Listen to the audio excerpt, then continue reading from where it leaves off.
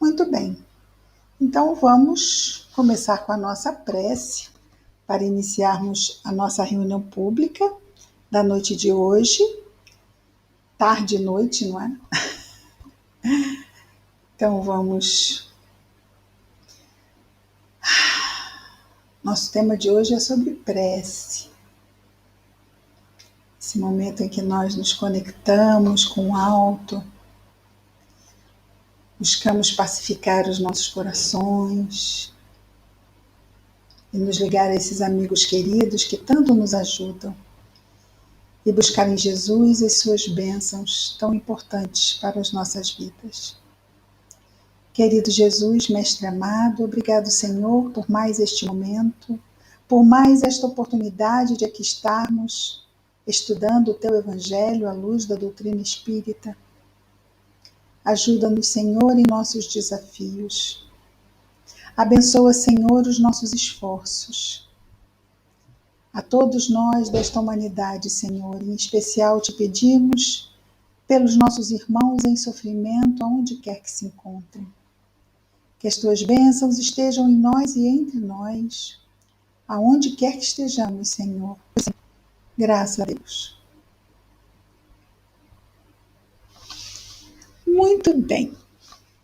Vamos dar continuidade agora ao Sermão da Montanha, mas agora já começando um novo capítulo. Vamos entrar no segundo capítulo de Mateus, que abrange o Sermão da Montanha, que é o capítulo 6. Esse início do capítulo 6, ele vai falar sobre 3 obras de justiça e a oração do Pai Nosso. Antes nós vimos 6, né? Primeiro foi 6, agora 3. Antes foram 6 contrastes na interpretação da lei. Agora estamos vendo 3 obras de justiça e a oração do Pai Nosso. Depois vamos ver aqui ainda no capítulo 6, 3 proibições. E essas 3 proibições, elas continuam no capítulo 7. Mas vamos chegar lá. No versículo 1 do capítulo 6, Jesus vai nos dizer o seguinte: acautelai-vos de não praticar vossa justiça diante dos homens, para serdes contemplados por eles. Ou seja, não praticar vossa justiça diante dos homens. Praticar justiça é ser uma pessoa boa. O que vocês acham?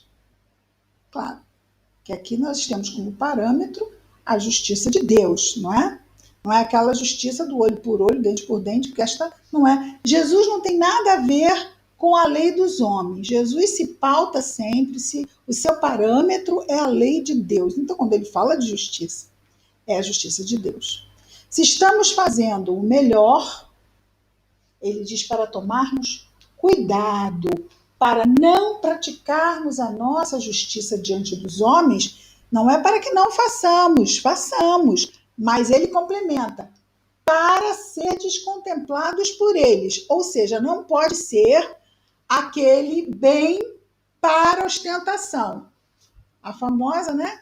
Caridade, ostentação, virtude, ostentação. O que é muito interessante, não é? Porque nós vamos vendo como é que os nossos estudos, eles são interligados.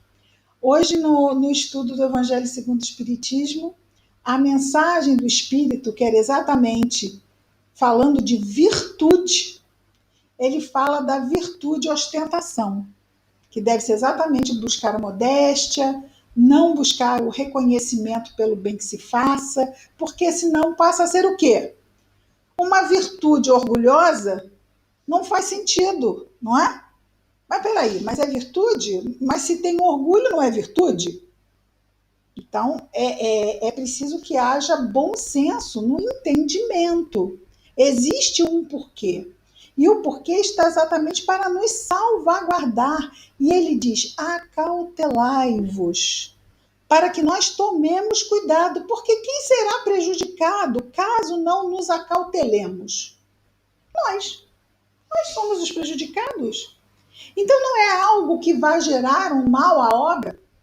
O maior mal que vai se gerar, porque o mal à obra é um mal que, vamos chamar assim, um mal que está aí, se Deus permite as escolhas erradas, é porque o mal faz parte da equação de Deus, não faz? Junto ao nosso aprendizado. Ele sabe que nós vamos errar. Sabe que o mal vai se expressar por nós, principalmente no estágio moral em que nos encontramos, que ainda é um estágio moral onde a imperfeição ela ainda pode nos arrastar, não é? Se não formos vigilantes, se não estivermos atentos à oração, pode nos arrastar a decisões infelizes.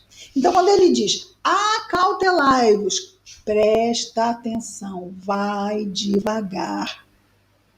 Você está querendo fazer o bem. Daí ele diz, fazer a justiça é ok? Super.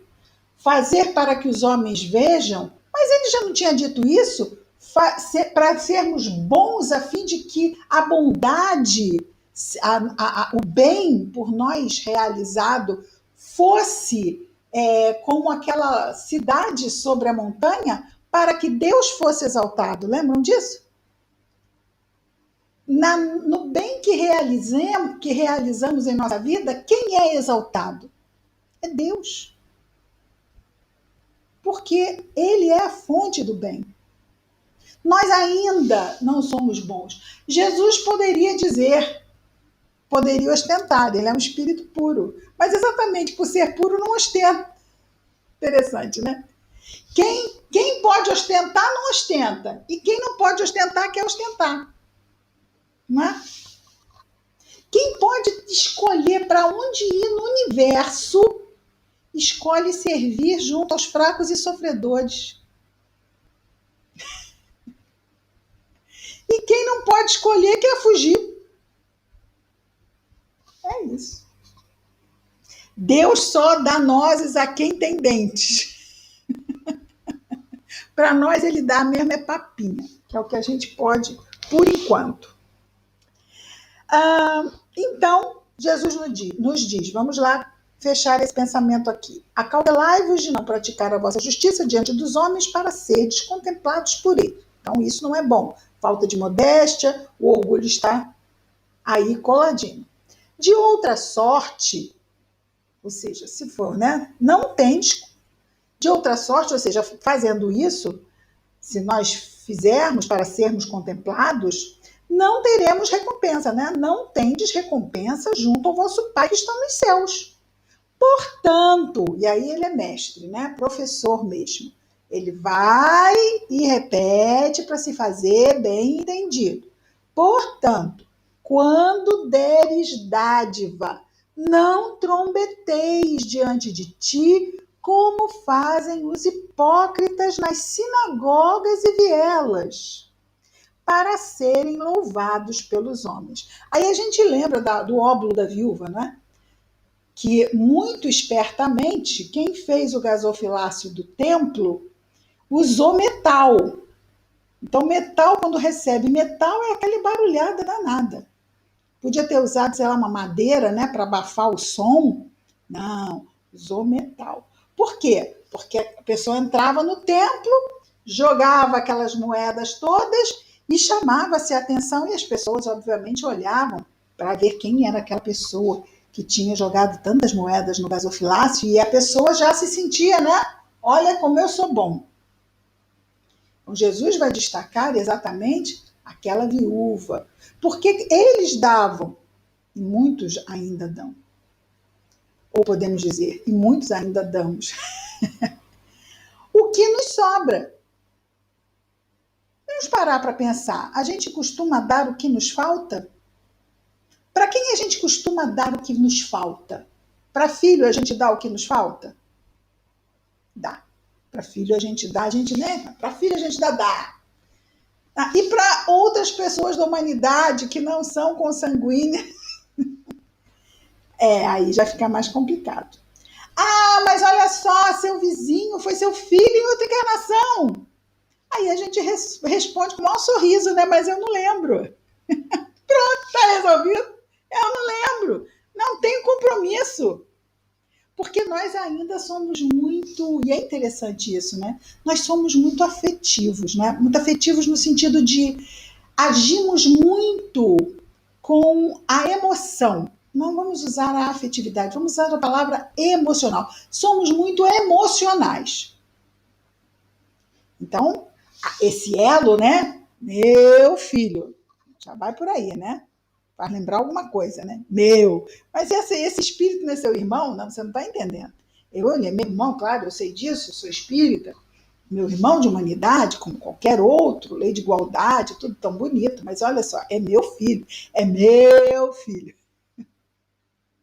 E com esses meus e essas minhas, a gente vai desenvolvendo essa capacidade de amar, doando-nos como a viúva, dando do que faria falta a ela. Esse é o tipo de doação que Jesus exalta e que nós já sim fazemos. Já damos do que nos falta. A gente está lembrando aqui de uma cena de um filme, do filme Ghost, em que tem um cheque de 4 milhões de dólares que o espírito obrigou a personagem da Whoopi Goldberg a doar para a caridade. E ela entrega o cheque e a freira segura o cheque, e ela segura o cheque e fica naquela luta. E o espírito gritando com ela: solta o cheque, solta o cheque, solta. Ela solta o cheque, mas ela solta o cheque aborrecida. É muito um retrato ainda nosso. A gente acha engraçado, porque esses somos nós ainda, habitantes do planeta Terra, não está errado. Né? É como você dizer para a criança que está na sala de aula jogando bolinha de papel no coleguinha.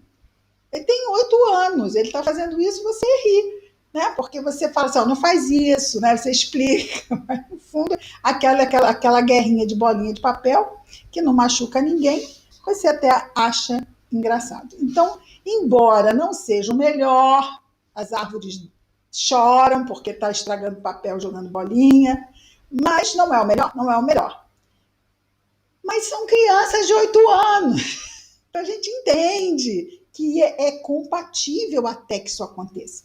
Da mesma forma, nós ainda temos esse apego, mas já somos capazes de grandes desapegos por pessoas às quais o nosso coração ordena por dever de amor, por dever de dedicação, que assim hajamos. Então, ora, já estamos melhorando bastante, não é? A gente pode pensar, mas os pais sempre fizeram isso pelos filhos. Até porque vamos lembrar que não há muito tempo atrás, os filhos, até para serem registrados, eles demoravam. Porque podia ser que não vingasse. Né? A mortalidade infantil era muito alta. Então havia uma proteção natural até mesmo de não se criar vínculo muito facilmente, porque as crianças morriam muito. E não vamos esquecer que na época do descobrimento do Brasil, faz muito tempo isso, gente, só o quê? 500 anos? 500 anos. Crianças de 7 anos vagavam em Lisboa pelas ruas e eram levadas assim, ó, para os navios, para o trabalho mais pesado dos navios, eram eles que faziam. Assim era a infância antigamente. Chico Xavier nasceu em 1910. Com quantos anos Chico Xavier começou a trabalhar numa fábrica, vocês sabem? Façam com a mão, podem fazer com a mão. Com quantos anos ele começou a trabalhar na fábrica? Porque dá para fazer com a mão.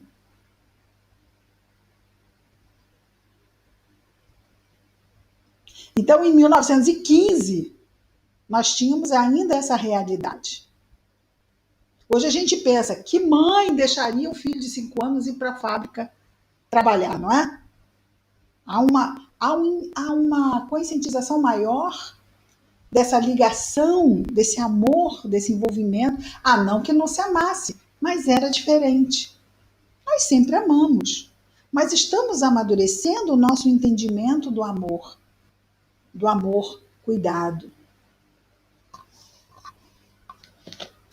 Jesus teve um cuidado conosco, e tem até hoje, mas o cuidado que nós vimos ele ter naqueles 3 anos, que a gente ainda vai levar muito tempo para conseguir entender o nível de cuidado que ele teve conosco. Aqui vejamos que ele começa com muito carinho, nos dando um conselho de cuidado. Ele fala, cautelai-vos. É aquilo assim, dá vontade de pegar um por um, sentar e dizer assim, faz isso não. Ó, pensa aí, não faz isso não, olha só. Você está atirando no próprio pé, não faz isso não. Eu te amo tanto. Não é assim que a gente faz com o filho que a gente ama? Eu te amo tanto, não faz isso não, não se compromete desse jeito.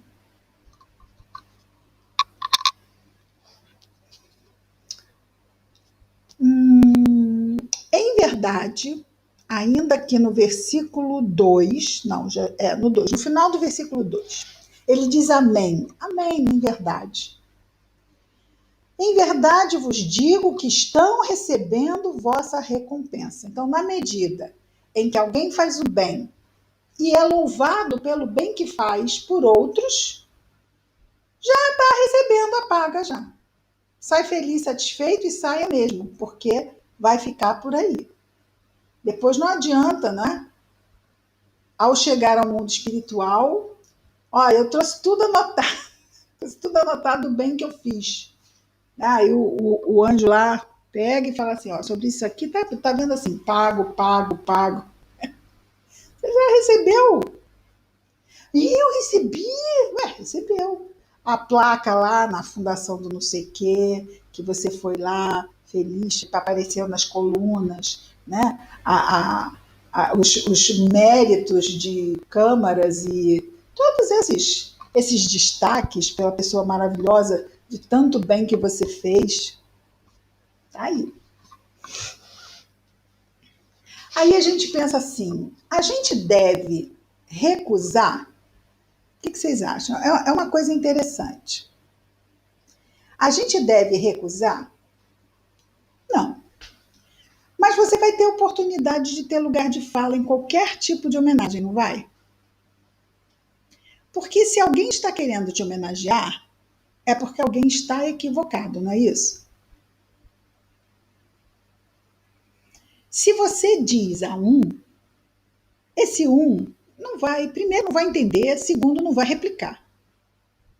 Você pode aceitar, aproveitar a oportunidade para, no seu momento de fala, você esclarecer. E é uma coisa interessante que hoje mesmo nós estávamos assistindo vídeos no YouTube e vimos um vídeo do Chico sendo entrevistado pela Hebe Camargo num Natal desses do passado. E ela diz assim, vejamos o que ela diz para o Chico. A cara do Chico ficou com aquela cara, o cara que estava, a cara ficou com aquele sorriso doce dele. Ele só fazia assim, ela falava e ele fazia assim. Porque ela disse assim para ele, Chico, eu já ouvi dizer que por pessoas muito renomadas, que as pessoas que se aproximam de você é como se estivessem se aproximando de Jesus. Olha, até que eu vi isso e ficar calmo, dói, né?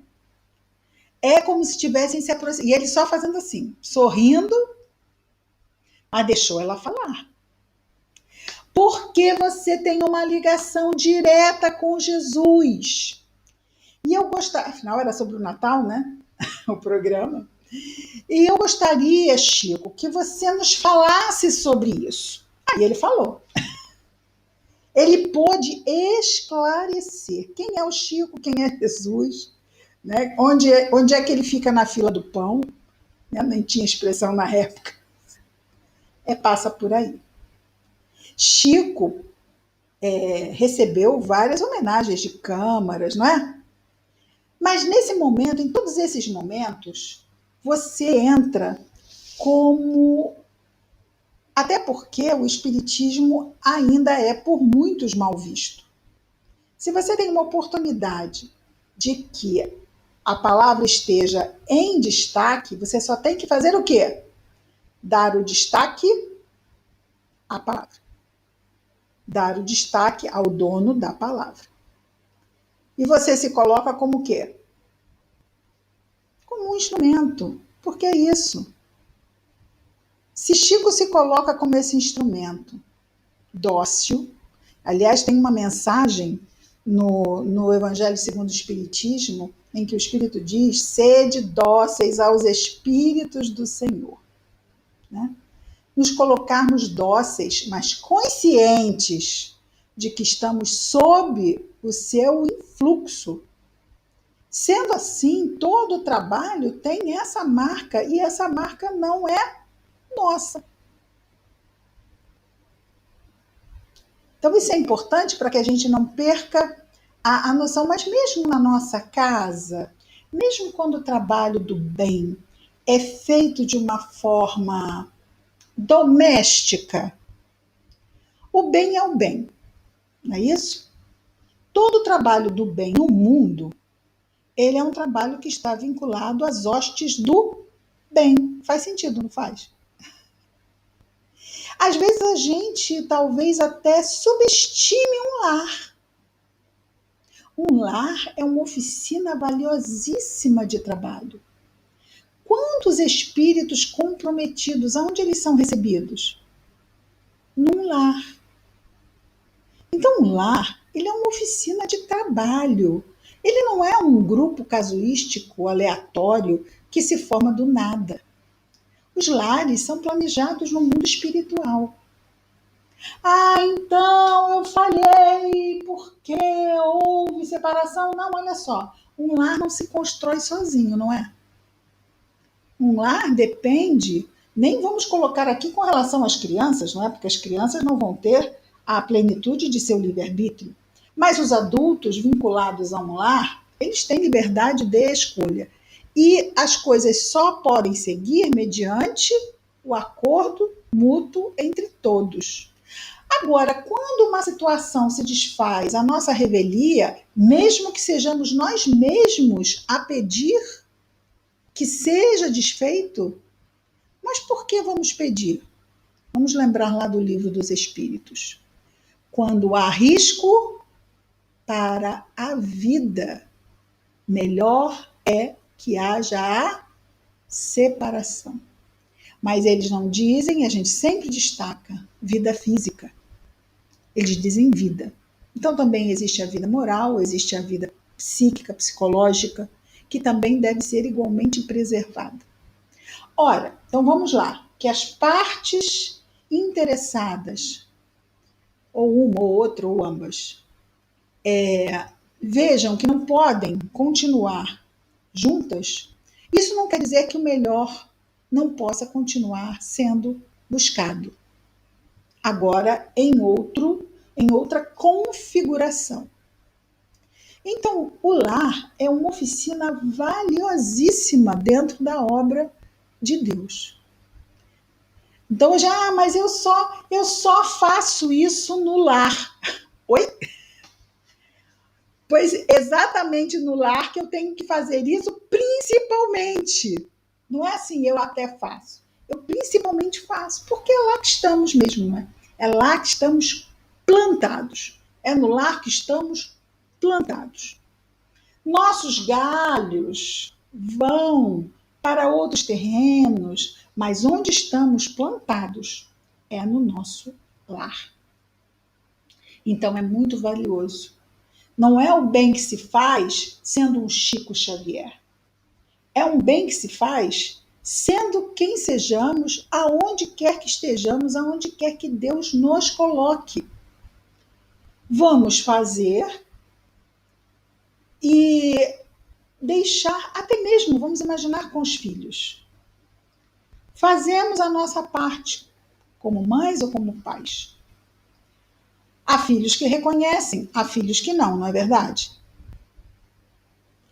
Mas o que Jesus nos diz? Que não nos preocupemos com reconhecimento, não é? fizemos a nossa parte.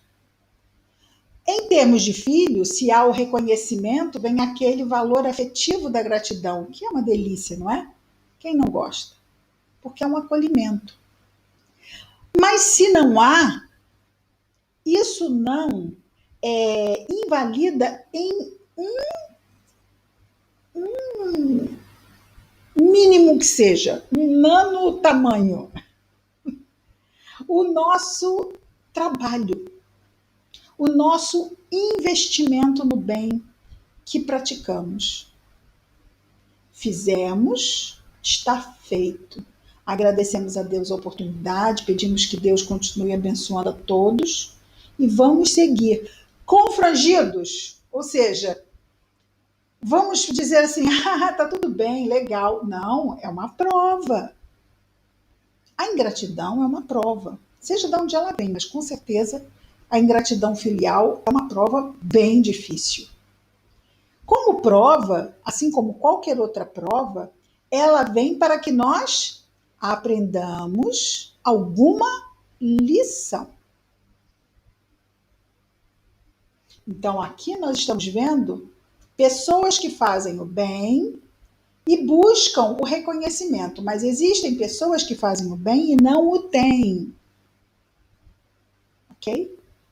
Tanto esse reconhecimento pode vir, mesmo sem gasofilácio, por má interpretação, como foi no caso de Chico Xavier, como também pode vir por má interpretação de outra forma, né? Nós ficarmos ali aguardando que venha o que não vem. Tanto pode vir quando não deveria vir, como pode não vir quando eu espero que venha. São duas provas diferentes com relação ao bem que é realizado. Não são provas fáceis. Olha que interessante. Uma vem na riqueza, né? Vem muito. E a pessoa tem que saber. A outra vem na escassez. E ela também tem que saber lidar.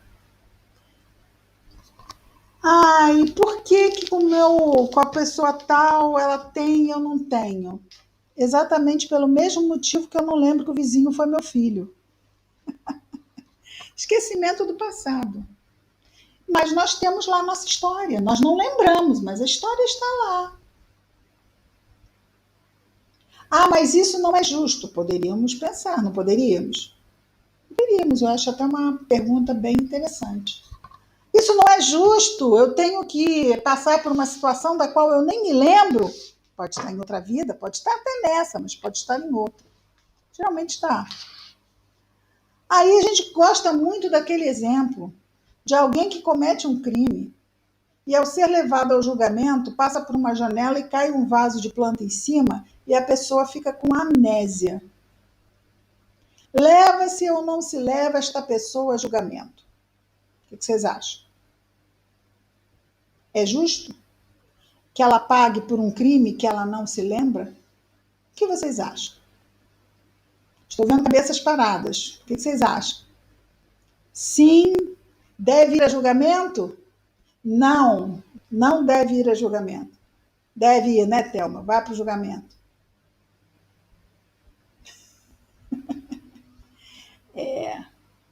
Não lembra. Mas a pessoa que passou pela dificuldade, lembra. Isso é justiça. No caso, a pessoa, o espírito, que nós dizemos que não lembramos, nós não lembramos apenas na consciência desperta, mas a nossa consciência profunda tem tudo registrado nos mínimos detalhes. Inclusive, nós pedimos, nós imploramos para passar por aquela situação exatamente para que a nossa consciência se habilitasse consigo mesma.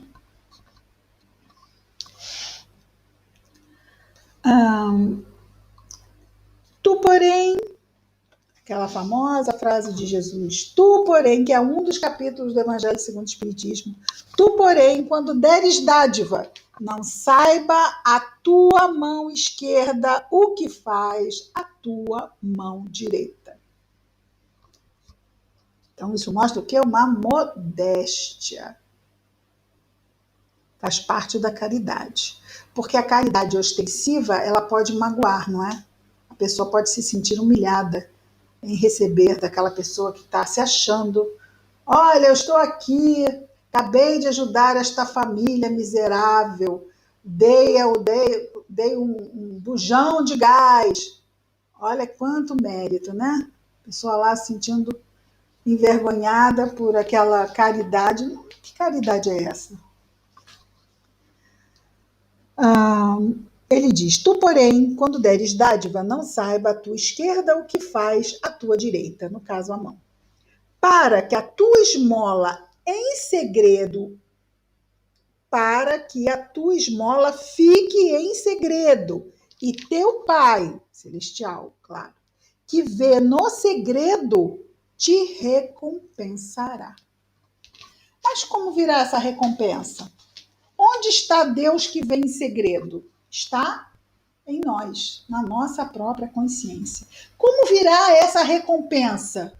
Bem-estar, plenitude, melhora vibratória. Olha a recompensa. Estamos nos elevando vibratoriamente. Saímos de lugares, muitas vezes, não muito recomendados, mas podemos voltar para lugares melhores. Quem fez a transferência? Quem carimbou o passaporte? Nós. Nós colocamos lá, escrevemos para onde é que nós vamos. Destino. Quem escreve? Nós escrevemos o destino para onde vamos. Se vamos para lugares que não são tão bons, apenas a nós devemos isso. Se vamos para lugares melhores, deve-se também ao nosso esforço. Deus nos dá porque é em nossa consciência que estão as suas leis.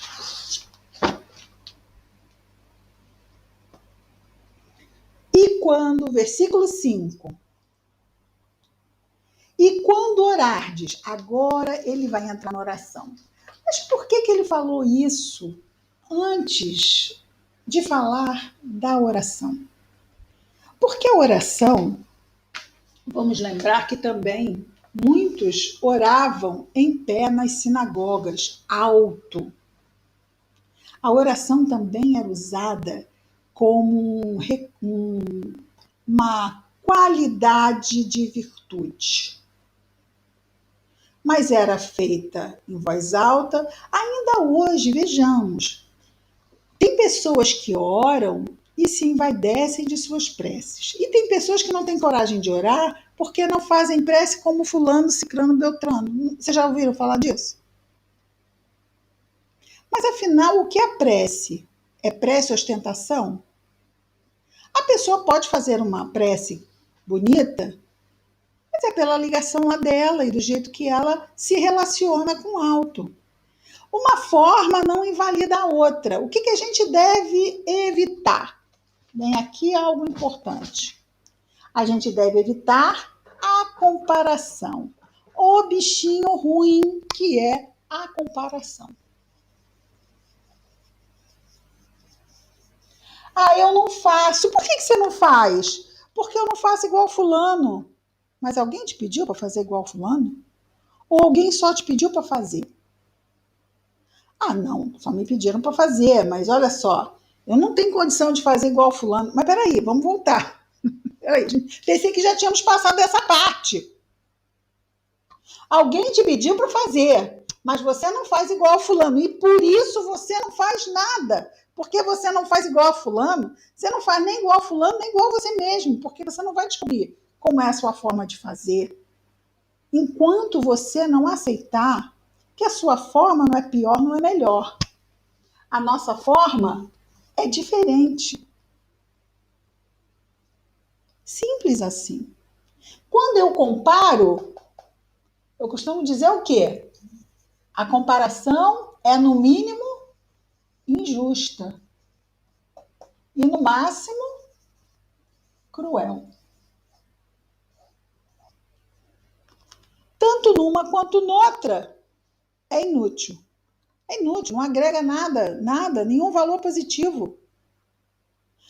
Ah, mas eu comparo só para ter referência. Não, peraí, então é diferente, tá? Não, não compara. Você pode ter uma referência e não comparar, não pode? Jesus é meu modelo e guia, mas se eu for me comparar a Jesus, aí eu vou ficar desanimada. Provavelmente eu vou me desanimar. Não é isso? Então, eu não me comparo. Então, comparar é diferente de seguir um exemplo, ou admirar um exemplo, ou se inspirar no exemplo. Ah, vamos colocar se inspirar. Ih, meu Deus. Colocar seguir ou se inspirar num exemplo. Eu não comparo, mas eu tenho esse exemplo como uma referência.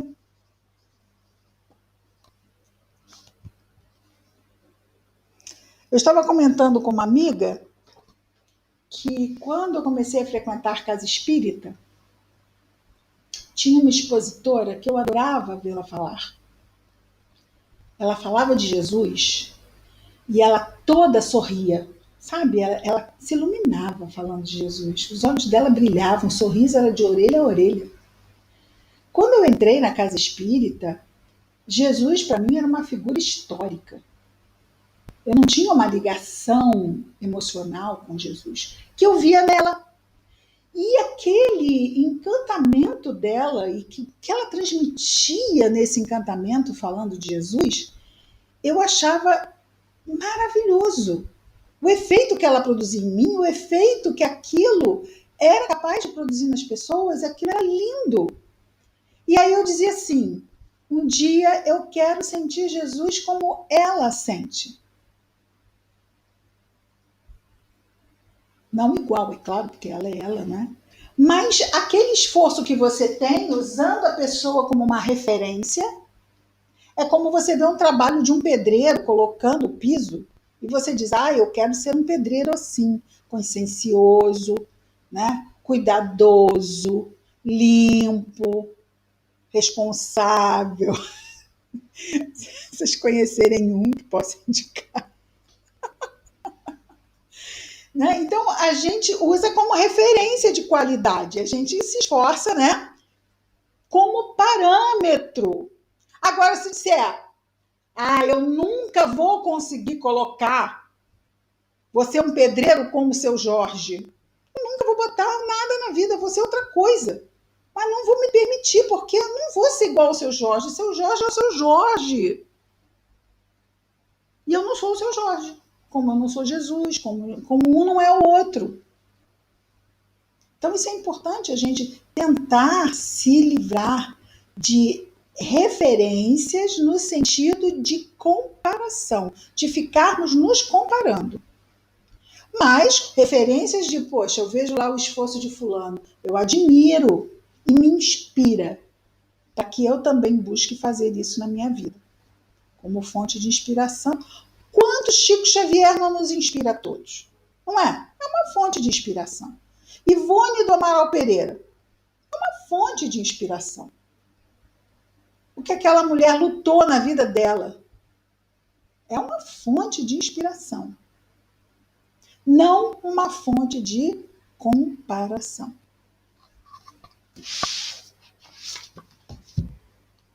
Então estávamos lá no 5, não é? Jesus vai começar a falar da prece. Porque para a prece é importante que estejamos humildes na prece. O que vocês acham? Humildes para com aquele que estamos orando. Muitas pessoas oram para ostentar, prece é ostentação, né? Para ser visto orando, para ser destacado como ora bem. E deixa de ser. Aí é aquela história do rito, não é? É um rito, porque você está fazendo, porque tem que fazer, porque aquilo perdeu o objetivo. A prece naquele momento de ligação com o alto, pois se eu não estou fazendo uma prece como ligação com o alto, estou fazendo simplesmente um rito sem sentimento, sem envolvimento, isso tem que ser pensado. Muitas pessoas dizem assim, dizem que na casa espírita não existe ritual, mas existe sim. Ler uma mensagem ao início de uma tarefa, fazer a prece no início de uma tarefa é um ritual. Se for feito mecanicamente, é um ritual, vocês não acham?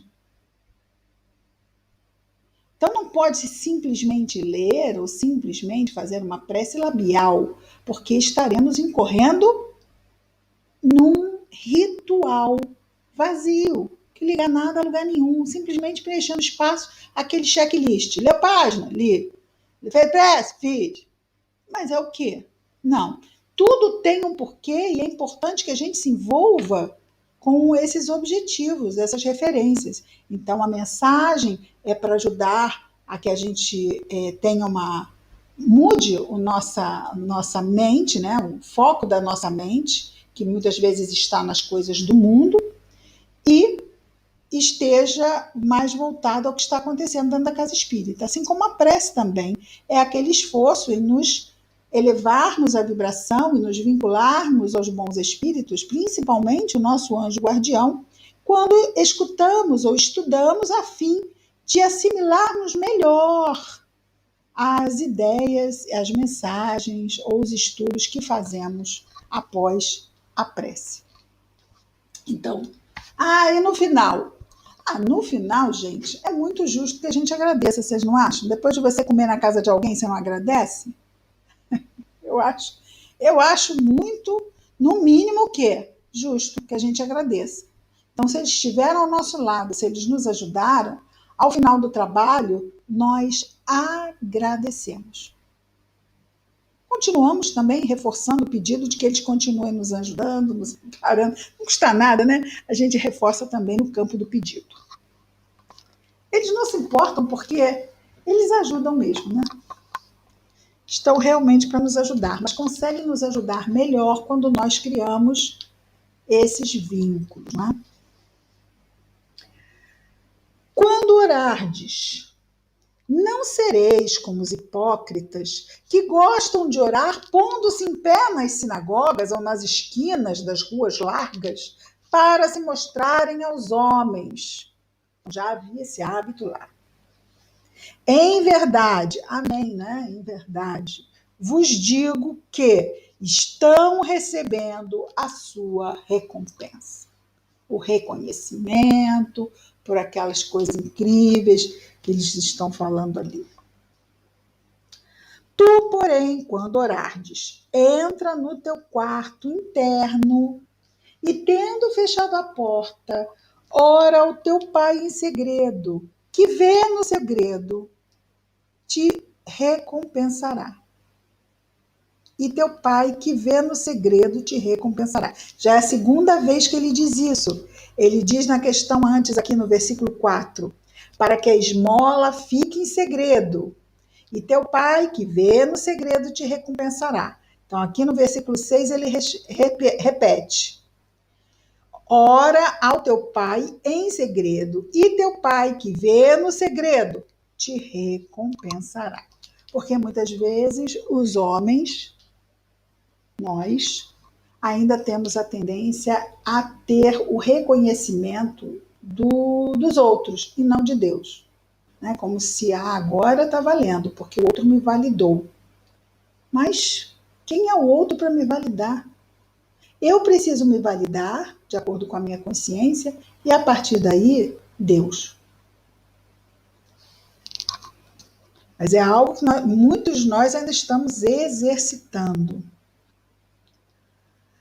Tu, porém, quando orardes, quer dizer, tu, porém, não façamos então como os hipócritas, que oram alto para serem vistos. Então quer dizer que a gente nunca pode fazer prece em voz alta? Não. Mas fazer prece em voz alta para ser visto. A famosa prece ostentação. Tu, porém, quando orardes, entra no teu quarto interno. Já vimos isso, né? Já vimos isso. Orando, porém, não useis de vãs repetições como os gentios, pois pensam que com palavreado excessivo serão atendidos. Isso serve para os gentios, serve para os judeus e serve também para os espíritas, né? Às vezes nós ouvimos prece que a gente diz assim, gente, a pessoa não sabe o que é prece, porque a pessoa está fazendo uma preleção. Isso acontece muitas vezes em lugares antes ou depois de uma palestra, a pessoa acho que se sente assim muito inspirada pelo tema, e ela faz uma palestra na prece. Em muitas casas não tem, mas pouquíssimas, mas eu já vi isso. Né? Pessoas que aproveitam a oportunidade da prece para fazer uma revisão, às vezes, do estudo que foi feito.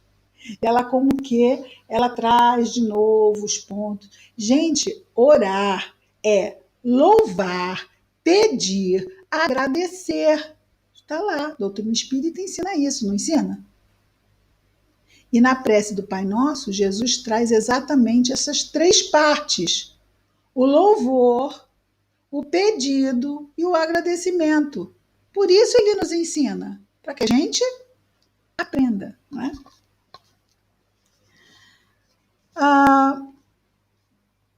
Orando, porém, não useis de vãs repetições como gentios, pois pensam que com palavreado excessivo serão atendidos. Assim, não vos assemelheis a eles, pois vosso Pai sabe do que tendes necessidade antes de pedirdes a Ele. Bom, se Ele já sabe, por que eu tenho que pedir? Dá para me explicar? Ele já sabe, gente.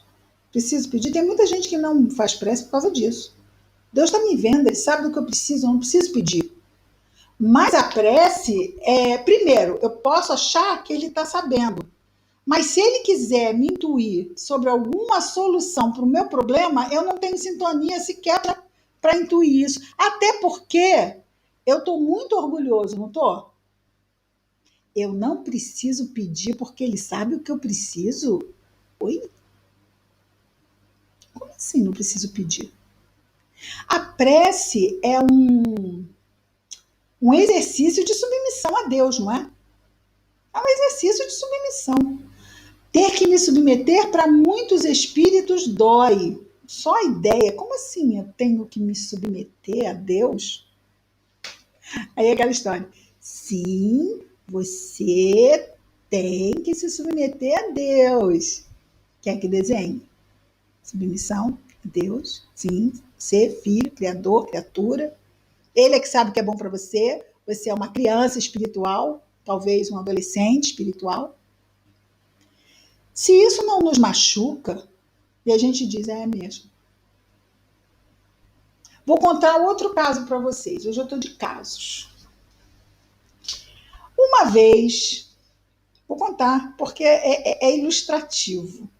Eu aprendi muito com esse caso. Nós passamos por um desemprego há muitos anos atrás, há mais de 20 anos atrás.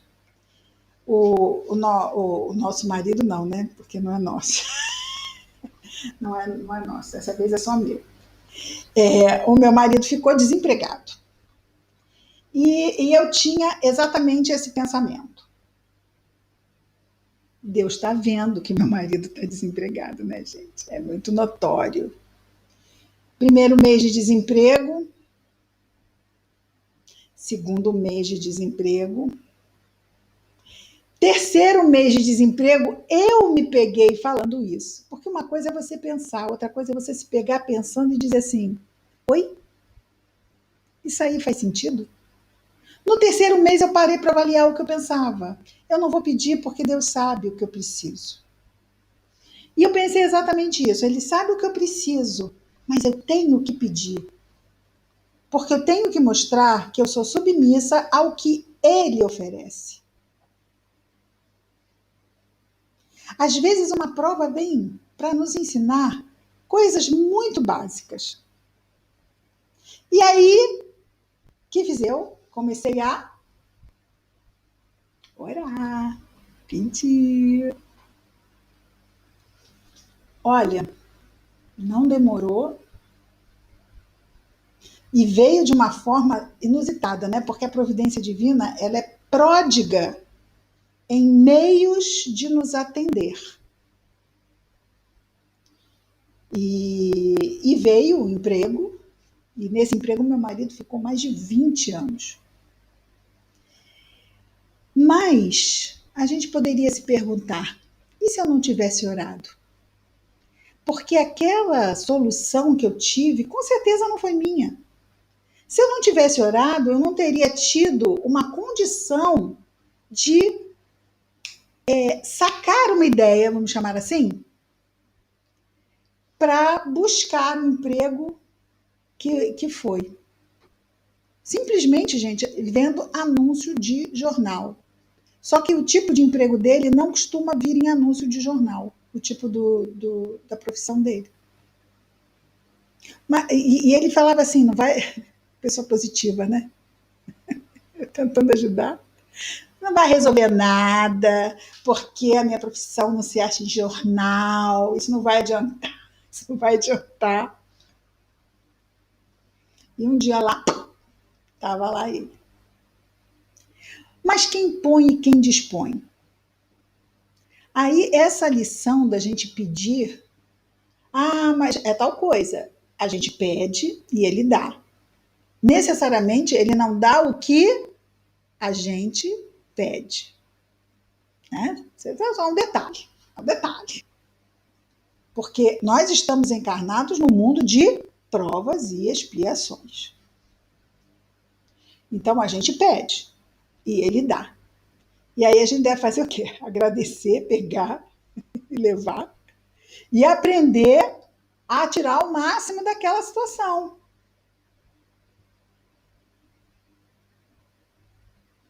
Sempre, se eu fizer o meu melhor, as coisas não vão progredindo? Gente, é natural, é da lei. Trabalho e progresso são duas leis que andam de mãos dadas. A lei de trabalho anda de mãos dadas com a lei do progresso. Faz-se uma, chega-se a outra. Faz-se uma, chega-se a outra. Trabalha-se, progride-se. Trabalha-se, progride-se. Trabalha-se, progride-se. Mas aí a gente trabalha, reclama, se revolta, se desespera, trabalha mais um pouco, aí briga com Deus, reclama mais um pouco. E a gente precisa aprender a agradecer, não é uma das partes da prece? Muitas vezes a gente faz a prece que pede. Essa é uma prece muito, né? Mas aquela prece que só se agradece é uma prece bem legal, né? Sabe quando o filho chega perto da gente, mansinho, e você diz, caramba, fala logo, o que você quer? É a gente na prece. A gente começa, Senhor, esse, ai meu Deus, já vai pedir de novo. Quando o filho chega e fala assim, ai mãe, eu te amo tanto, o que você quer, meu filho? Quero nada, quero só te dizer que eu te amo. Você ainda não acredita, você acha que o pedido vai chegar no dia seguinte, porque ele foi descoberto. Mas é bacana a gente pensar que, de repente, existe simplesmente um desejo de agradecer. Não é? É gostoso. A gente vai, faz aquela prece de agradecimento, aí fica só assim, não vai falar mais nada? Só isso? Só agradecer mesmo, meu filho? Tá bom, valeu.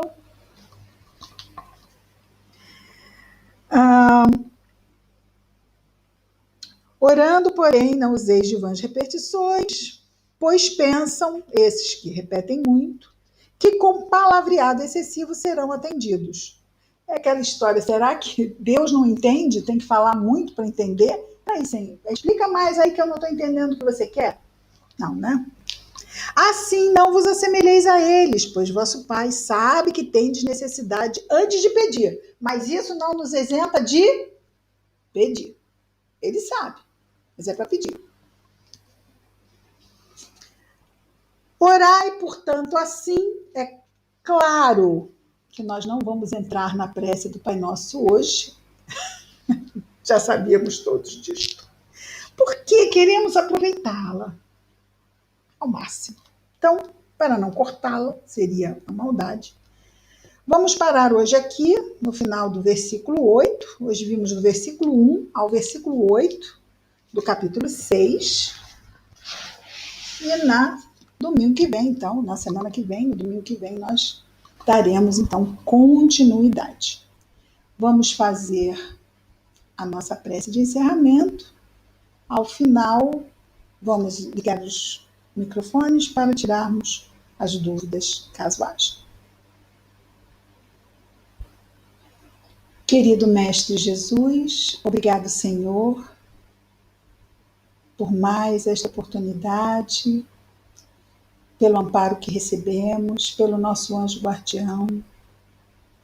Obrigado, Senhor, pela família, pela saúde, nossa e de todos os nossos irmãos de humanidade, mesmo aqueles que passam pela prova do não ter ou não ter suficiente ou temporariamente esses recursos, Senhor.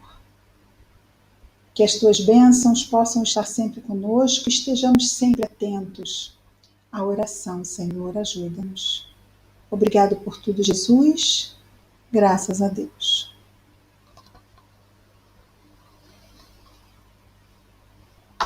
Vamos então aqui encerrar a gravação.